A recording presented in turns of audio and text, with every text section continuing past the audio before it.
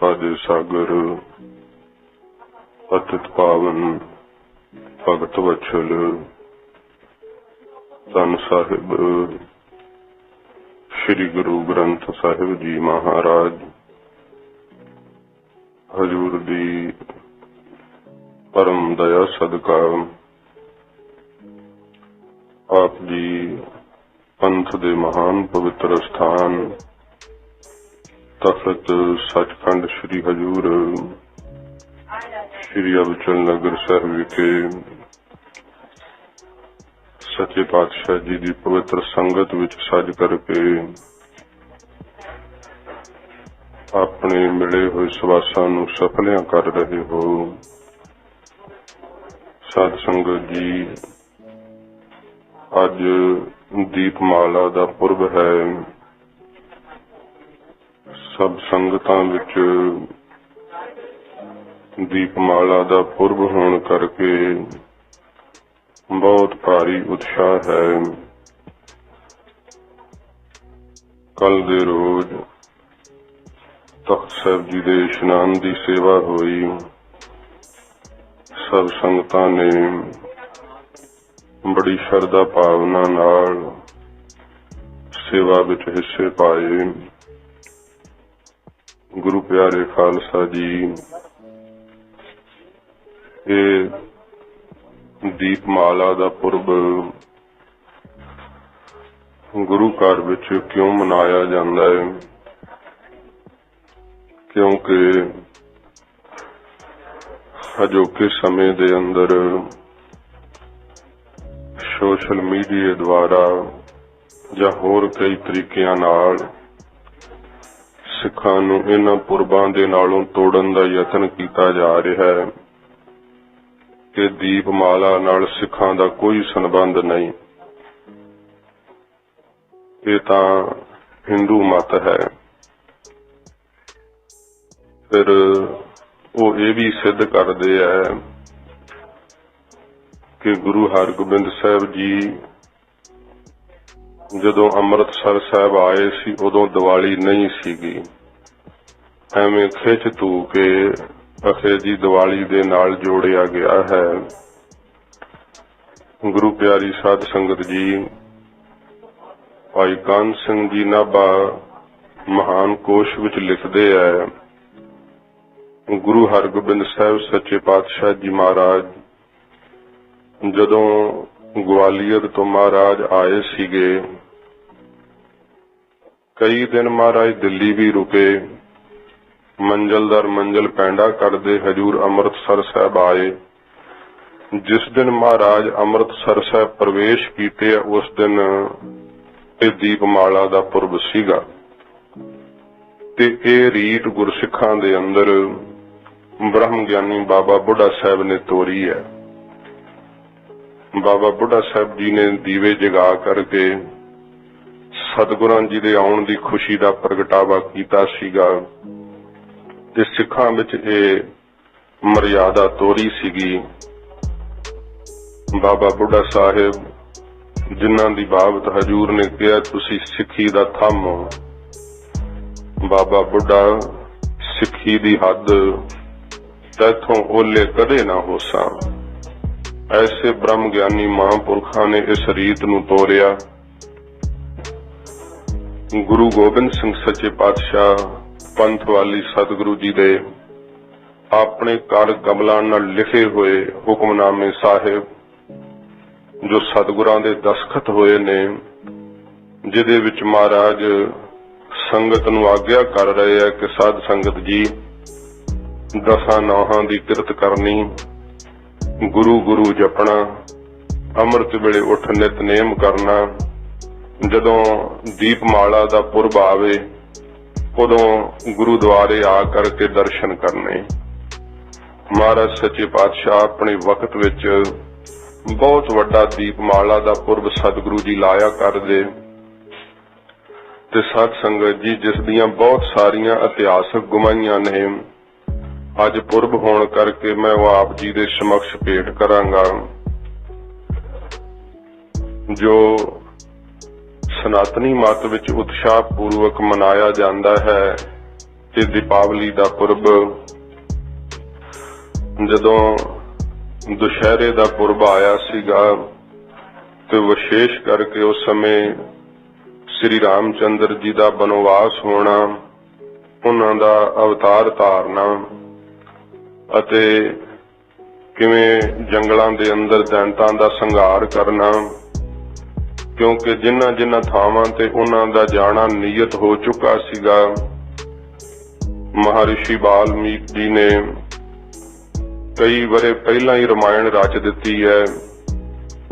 ਸ਼੍ਰੀ ਰਾਮ ਚੰਦਰ ਜੀ ਗਿਆਨਵਾਨ ਪੁਰਖ ਨੇ, ਇਸ ਕਰਕੇ ਆਪਣੀ ਕੇਕਈ ਮਾਤਾ ਉੱਤੇ ਥੋੜਾ ਵੀ ਰੋਸ ਨਹੀਂ ਕੀਤਾ ਕਿ ਇਹ ਮਾਤਾ ਤੇਰੇ ਕਰਕੇ ਮੈਨੂੰ ਇੰਨੇ ਕਸ਼ਟ ਤੇ ਦੁੱਖ ਝੱਲਣੇ ਪਏ ਐ, ਨਹੀਂ, ਕਦਾਚਿਤ ਵੀ ਨਹੀਂ। ਜਿਸ ਵਕਤ ਲੰਕਾ ਦੇ ਅੰਦਰ ਸ਼੍ਰੀ ਰਾਮ ਚੰਦਰ ਜੀ ਨੇ ਵਿਜੇ ਪ੍ਰਾਪਤ ਕੀਤੀ, ਉਸ ਵਕਤ ਵਿਭੀਸ਼ਣ ਦਾ ਰਾਜ ਅਭਿਸ਼ੇਕ ਆਪ ਕੀਤਾ, ਕਿਉਂਕਿ ਜਦੋਂ ਰਾਵਣ ਤੋਂ ਮਾਰ ਖਾ ਕੇ ਵਿਭੀਸ਼ਣ ਜੀ ਸ਼੍ਰੀ ਰਾਮ ਚੰਦਰ ਜੀ ਦੀ ਸ਼ਰਨ ਵਿੱਚ ਆ ਗਏ ਸਨ, ਉਸ ਵਕਤ ਸ਼੍ਰੀ ਰਾਮ ਚੰਦਰ ਜੀ ਨੇ ਵਿਭੀਸ਼ਣ ਨੂੰ ਭਗਤ ਜਾਣ ਕੇ ਸਤਿਕਾਰ ਕੀਤਾ ਤੇ ਕਿਹਾ ਸੀ, ਆਓ ਬੈਠੋ ਲੰਕੇਸ਼, हे ਲੰਕਾ ਦੇ ਪਤੀ, हे ਲੰਕਾ ਦੇ ਰਾਜੇ, ਆਓ ਇੱਥੇ ਬੈਠਣਾ ਕਰੋ। ਤੇ ਵਿਭੀਸ਼ਣ ਜੀ ਨੇ ਉਦੋਂ ਹੱਥ ਜੋੜ ਕੇ ਆਖਿਆ ਸੀ, ਮਹਾਰਾਜ ਮੈਨੂੰ ਤਾਂ ਦੇਸ਼ ਨਿਕਾਲਾ ਹੋ ਗਿਆ, ਮੈਨੂੰ ਤਾਂ ਰਹਿਣ ਨੂੰ ਕੋਈ ਥਾਂ ਨਹੀਂ, ਤੁਸੀਂ ਮੈਨੂੰ ਲੰਕੇਸ਼ ਕਿਹਾ। ਤੇ ਮਰਿਆਦਾ ਪੁਰਸ਼ੋਤਮ ਸ਼੍ਰੀ ਰਾਮ ਚੰਦਰ ਜੀ ਨੇ ਕਿਹਾ ਕਿ ਈਸ਼ਵਰ ਦਾ ਭਾਣਾ ਐਸਾ ਹੈ, ਸਾਥੋਂ ਈਸ਼ਵਰ ਨੇ ਕਹਾਇਆ। ਸ਼੍ਰੀ ਰਾਮ ਚੰਦਰ ਜੀ ਨੇ ਫਿਰ ਉਹ ਕਹੇ ਹੋਏ ਬਚਨ ਪੂਰੇ ਕੀਤੇ ਤੇ ਵਿਭੀਸ਼ਣ ਨੂੰ ਰਾਜ ਤਿਲਕ ਜਿਹੜਾ ਸੀ ਲੰਕਾ ਦਾ ਦਿੱਤਾ ਰਾਵਣ ਨੂੰ ਮਾਰ ਕਰਕੇ। ਜਿਸ ਵਕਤ ਸੀਤਾ ਜੀ ਨੂੰ ਲੈ ਕਰਕੇ ਤੁਰਨ ਲੱਗੇ ਐ ਤੇ ਸਾਰਾ ਕੁਝ ਲਿਖਤ ਵਿੱਚ ਹੈ, ਗੁਰੂ ਮਹਾਰਾਜ ਜੀ ਨੇ ਰਾਮਾ ਅਵਤਾਰ ਵਿੱਚ ਵੀ ਸਭ ਕੁਝ ਲਿਖਿਆ ਹੋਇਆ ਸ੍ਰੀ ਦਸਮ ਬਾਣੀ ਦੇ ਅੰਦਰ। ਉਸ ਵਕਤ ਵਿਭੀਸ਼ਣ ਜੀ ਨੇ ਆਪਣਾ ਪੁਸ਼ਪਕ ਵਿਮਾਨ ਦਿੱਤਾ, ਜਿਸ ਵਿਮਾਨ ਦੇ ਉੱਤੇ ਕਹਿੰਦੇ ਸੀਤਾ ਜੀ ਦਾ ਹਰਨ ਕਰਕੇ ਰਾਵਣ ਲਿਆਇਆ ਸੀ।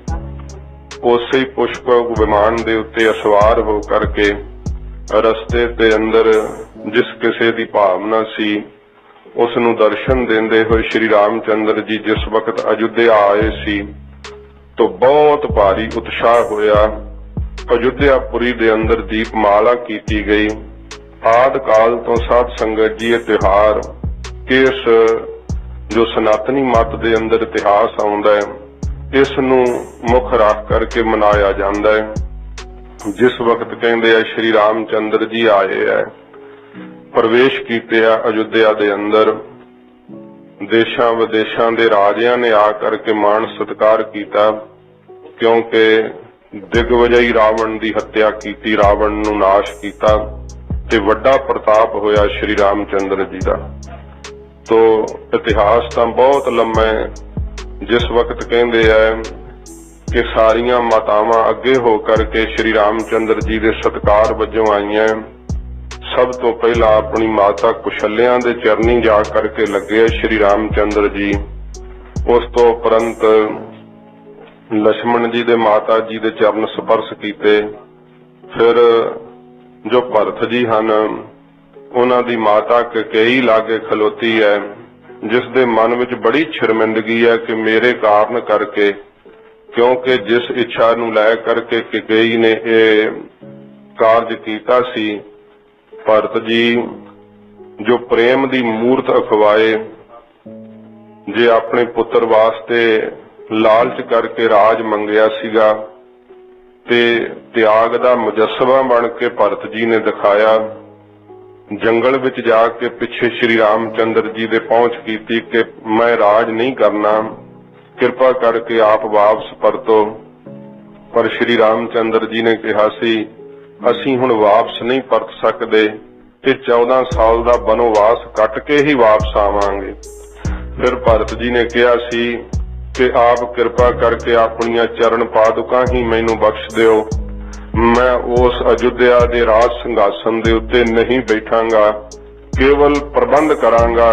आप जी दीयां चरण पादुकां तुहाडी गैर हाजरी विच राज करनगीਆਂ ते श्री रामचंद्र जी दीयां खड़ावां तखत दे उत्ते रख करके उस राज सिंघासन दे उपर विराजमान करके भरत जी राज प्रबंध चलाउंदे रहे। जिस वक्त श्री रामचंद्र जी कैकेयी माता दे चरनी हथ लाउण लगे, शर्मिंदगी नाल पिछे हटी कि मैं बहुत घोर पाप कीता है। श्री रामचंद्र जी ज्ञानवान पुरख ने इस करके अपनी माता नूं बड़ी निमरता नाल कहा, माता मन विच ये शंका ना कर कि ये तेरे करके होया है, नहीं ये परमेश्वर दा विधि विधान सीगा। ते सगों मैनू बहुत खुशी है कि मैं अपने माता ते पिता दे बचनां नूं पूरियां कीता, उन्हां बचनां दे उत्ते मैं पूरा उतरिया। इस प्रकार श्री रामचंद्र जी ने आप दी निमरता जिहड़ी सी उस नूं जाहिर कीता। 10,000 वरा श्री रामचंद्र जी ने राज कीता। तो ये सारा इतिहास सतगुरु जी जिथे रामा अवतार लिखते महाराज ने जिक्र किया है। ते साध संगत जी अयोध्यापुरी दे अंदर पहुंचने करके ये जिहड़ा सीगा दीपमाला दा तिहार आरंभ होया। सच्चे पातशाह गरीब नवाज सतगुरु जी ने इन्हां त्योहारां दा जिवें साध संगत जी हिंदुस्तान दे अंदर बहुत सारे ऐसे त्योहार ने जिन्हां दा कोई भी जिहड़ा असली कोई कारण नहीं बनदा। जे उन्हां दा पिछोकड़ वेखीए तो पिछोकड़ ठीक नहीं हुंदा। हजूर ने बहुत सारे त्योहारां नूं तब्दील करके अपने खालसे नूं बख्शिश कीता। जिहड़े उन्हां त्योहारां नूं मनाउणा मनमत समझदे है, उन्हां दे अंदर लुकवी उन्हां दी सोच ये है कि सिख भी जिहड़े आ मनमत दी तरह त्योहार मनाउण लग पैण। गुरु साहिब ने सानू गुरमत दे ढंग नाल त्योहारां दे मनाउण दी आग्या कीती ते जिवें जिवें त्योहार पुरब आउंदे आ गुरु घर दे अंदर उन्हां दी बाबत दस्सिया जांदा है कि पंथ दे अंदर क्यों ये मनाए जांदे। जे दुशहरा पुरब आउंदा है ते क्यों पंथ अंदर मनाया जांदा है। ये विस्तार पूर्वक दशहरे दे पुरब ते संगतां दे चरनां विच बेनती कीती गई सी। साध संगत जी इस महान पुरब नूं बाबा बुढ़ा साहब जी ने सिखां दे अंदर प्रारंभ कीता है। गुरु हरगोबिंद साहब सच्चे पातशाह जी महाराज जिस वक्त हजूर गुरता दे तखत ते विराजमान होए, सतगुरु जी दी आजू उस समय 11 साल दी सी। धर्मवीर सतगुरु जी ने उस समय भरे इकट्ठ विच पुछिया सी सिखां दे ताईं कि जिवें साडे गुरु पिता शहीद होए है, उवें संगत विच बयान करो कि पिता जी की शहादत किवें होई है। ते हजूर दी आग्या पा करके उस वक्त साध संगत जी भाई बिधि चंद भाई पुराणा इन्हां सिखां ने महाराज की शहादत नूं अपनी अखां नाल तकिया सीगा ते हजूर दे सामने भरे इकट्ठ विच इन्हां ने फिर सतगुरां जी की शहादत जिहड़ी सी ओह बयान कीती। सच्चे पातशाह जी महाराज संगत विच बैठे सुन रहे सी। बहुत वड्डा इकट्ठ सी जिथे श्री अकाल तख्त साहिब जी दी महाराज ने बाद विच रचना कीती है। इत्थे हजूर नूं गुरता दा तिलक होया है ते तकरीबन हजूर दी शहादत तो सिख सहमे होए सी। एडा जालमाना ढंग नाल गुरु अर्जन देव सच्चे पातशाह जी नूं शहीद कीता गया। सिखां दे मनां दे अंदरों वो सहम कढण वास्ते, सूरमताई देण वास्ते पहला तां हजूर ने जिहड़ी ओ वड्डियां सतगुरां तो मर्यादा चली आउंदी सी, महाराज सच्चे पातशाह जी ने ओ माला मंजी साहब मथा टेक के कहा कि बाबा बुढ़ा साहब जी ते सतगुरां दीयां निशानियां ने, इन्हां नूं तोशे खाने विच जमा कर दिओ। हजूर तखत ते बैठे ते मीरी पीरी दियां श्री साहिबां पहन के सतगुरु जी तखत ते सुभायमान होए। जदों सच्चे पातशाह जी महाराज दे सामने सिखां ने शहादत बयान कीती, वीर रस विच आके सतगुरु जी ने वाक कहे सी कि जिहड़ा बादशाह दा दीवान चंदू है, जे इहदी नक विच नकेल ना पाईए, महाराज कहंदे भाई ਜਿਹੜੇ ਭੈੜੇ ਪਾਪ ਹੁੰਦੇ ਉਹ ਸਾਰੇ ਸਾਨੂੰ ਲੱਗਣ, ਉਹਨਾਂ ਦੀ ਸਜ਼ਾ ਸਾਨੂੰ ਮਿਲੇ। ਜਦੋਂ ਹਜੂਰ ਦਾ ਇਹ ਗੁਰਤਾ ਦਾ ਤਿਲਕ ਦਾ ਮਰਿਆਦਾ ਰਸਮ ਹੋਈ ਤੇ ਦੀਵਾਨ ਚੰਦੂ ਕੋਲ ਬਹੁਤ ਸਾਰੀਆਂ ਖਬਰਾਂ ਪਹੁੰਚੀਆਂ ਜੋ ਸਤਿਗੁਰੂ ਨੇ ਆਦੇਸ਼ ਦਿੱਤੇ ਸਨ ਕਿ ਸਾਡੇ ਦਰਸ਼ਨ ਕਰਨ ਆਓ, ਸੁੰਦਰ ਸ਼ਸਤਰ ਤੇ ਘੋੜੇ ਲੈ ਕੇ ਆਓ।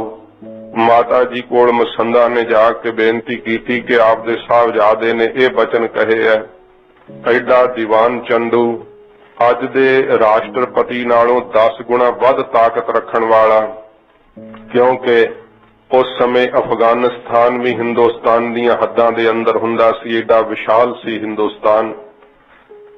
ਤਦੋਂ ਮਾਤਾ ਸਾਹਿਬ ਜੀ ਨੇ ਵੀ ਇਹ ਸ਼ੰਕਾ ਕੀਤੀ ਸੀ ਕਿ ਜਦੋਂ ਮਸੰਦਾ ਨੇ ਆ ਕੇ ਕਿਹਾ ਕਿ ਐਡਾ ਵੱਡਾ ਉਹ ਦੀਵਾਨ ਹੈ, ਐਡੀ ਤਾਕਤ ਦਾ ਮਾਲਕ ਹੈ, ਅੱਗੇ ਵੱਡੇ ਸਤਿਗੁਰਾਂ ਜੀ ਨੂੰ ਸ਼ਹੀਦ ਕਰ ਦਿੱਤਾ ਹੈ। ਆਪ ਦੇ ਸਾਹਿਬਜ਼ਾਦੇ ਨੇ ਮਾਤਾ ਜੀ ਇਹ ਬਚਨ ਠੀਕ ਨਹੀਂ ਕਹੇ, ਨਾ ਕੋਈ ਸਾਡੇ ਕੋਲ ਫੌਜ ਹੈ, ਨਾ ਕੋਈ ਖਜ਼ਾਨਾ ਹੈ, तो बादशाह दे दीवान नाल किवें टक्कर लई जा सकती है।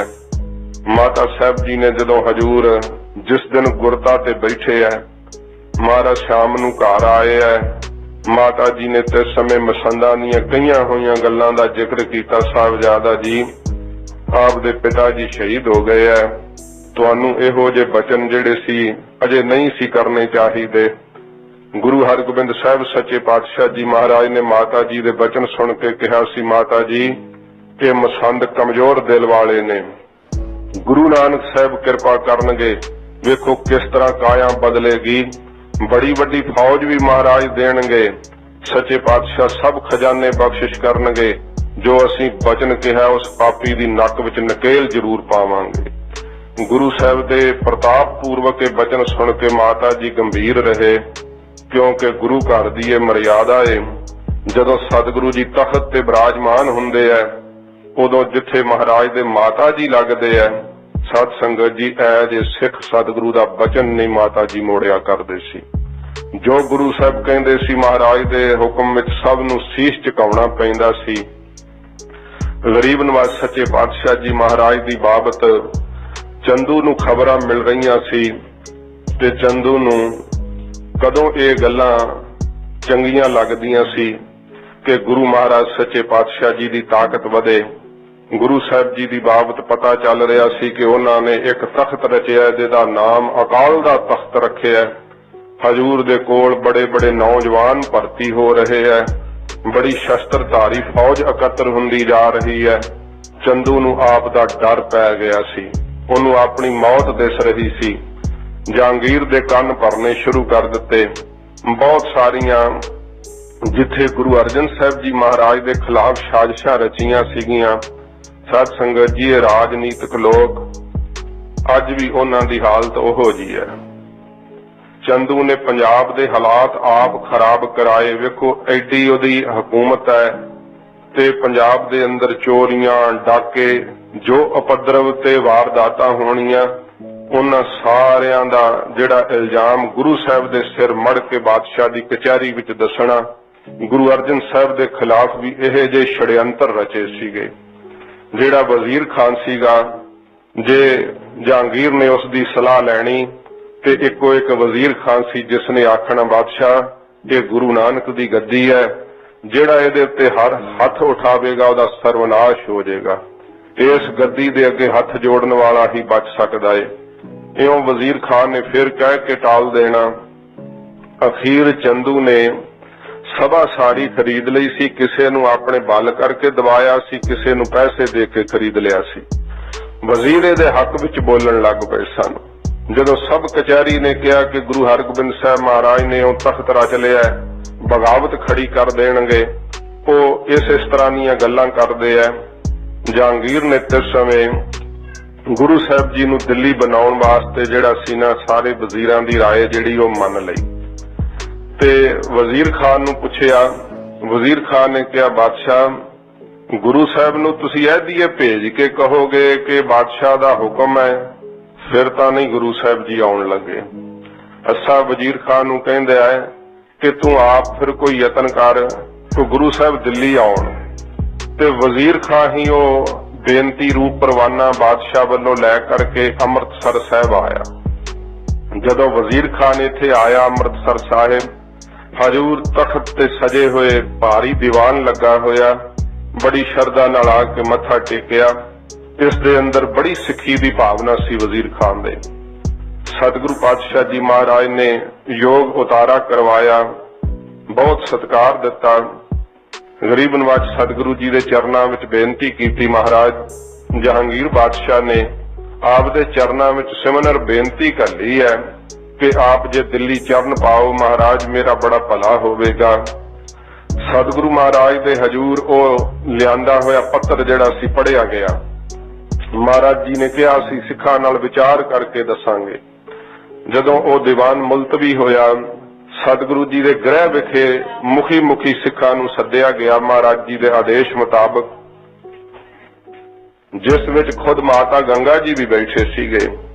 ਸਤਿਗੁਰੂ ਜੀ ਨੇ ਸਭ ਸਿੱਖਾਂ ਨੂੰ ਕਿਹਾ ਕਿ ਸਾਨੂੰ ਭਾਈ ਸਿੱਖੋ ਆਪਣੀ ਰਾਏ ਦਿਓ, ਅਸੀਂ ਦਿੱਲੀ ਜਾਈਏ ਜਾਂ ਨਾ ਜਾਈਏ। तो सब आपो अपनी राय देने लगे। तकरीबन बहुत सारे सिखा ने यही कहा कि महाराज आपनू दिल्ली नहीं जाना चाहिए। माता साहब जी नू पूछया तो माता जी ने भी यही बेनती की कि आप जी दे पिता जी एक बार हुकूमत नू मिलण गए सी, दोबारा नहीं आए, इस करके साडी तां इह राय है कि आप दिल्ली ना जाओ। फिर जदों सब कह हटे, बाबा बुढ़ा साहब जी गंभीर बैठे है।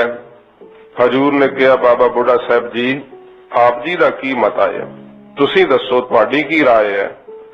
ते ब्रह्म ज्ञानी बाबा बुढ़ा साहब ने कहा महाराज होवेगा तो वो जो आप नू भावेगा, पर साडी ये राय है कि आप दिल्ली जरूर जाओ।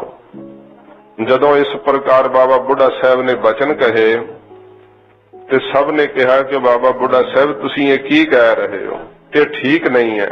सब दे शंकियां दी निवृत्ति करदियां होया बाबा बुढ़ा साहब ने कहा हजूर दी आजू ना वेखो, सतगुरु पातशाह महाराज आप निरंकार रूप ने करण कारण हार हन।